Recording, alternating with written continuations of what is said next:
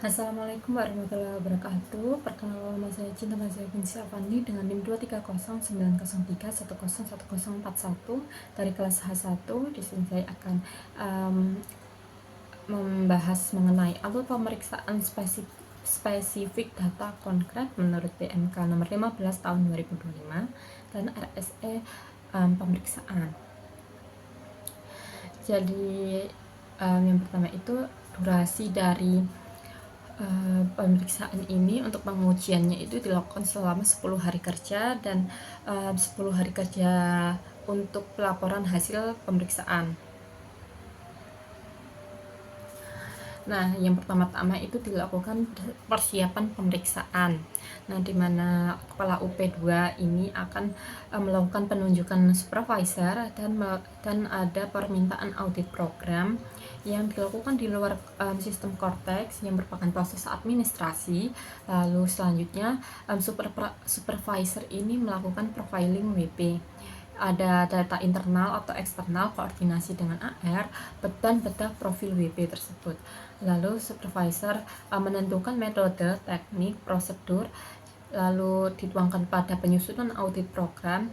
Setelah itu adanya permintaan tenaga ahli yang biasanya boleh dilakukan, boleh tidak. Lalu selanjutnya, karena ini masih di tahap proses administrasi, Kepala UP2 juga melakukan penunjukan tim pemeriksa. Lalu selanjutnya akan diterbitkan SP2 atau surat perintah pemeriksaan. Setelah itu supervisor itu melakukan input audit program. Lalu Kepala UP2 akan menerbitkan adanya SPEM dan TOR. SPEM sendiri adalah surat pemberitahuan kepada wajib pajak bahwa pemeriksaan ini akan dimulai.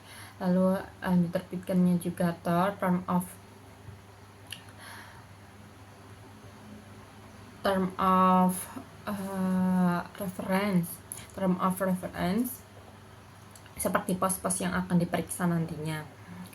Nah, itu semua kebanyakan dilakukan sebagai proses administrasi. Lalu masuk kepada pengujian pemeriksaan yang dilakukan 10 hari kerja.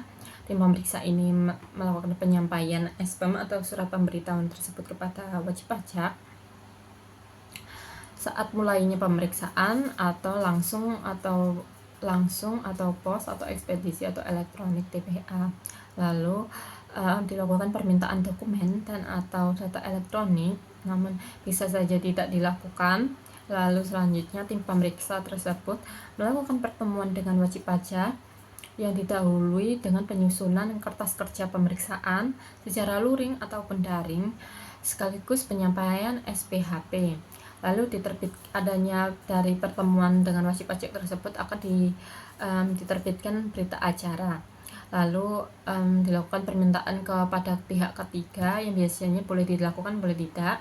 Selanjutnya pemeriksaan di tempat WP tidak dilakukan, juga biasanya juga tidak dilakukan. Lalu selanjutnya ada perubahan audit plan yang merupakan proses administrasi oleh DJP, namun tidak dilakukan. Lalu perpanjangan jangka waktu pemeriksaan juga tidak dilakukan. Selanjutnya akan adanya penerbitan kertas kerja pemeriksaan oleh tim pemeriksa yang merupakan proses provisi internal. Lalu pembahasan temuan sementara yang juga tidak dilakukan. Lalu juga akan ada seharusnya ada kertas kerja pemeriksaan yang juga tidak dilakukan, dan CAQA juga tidak dilakukan.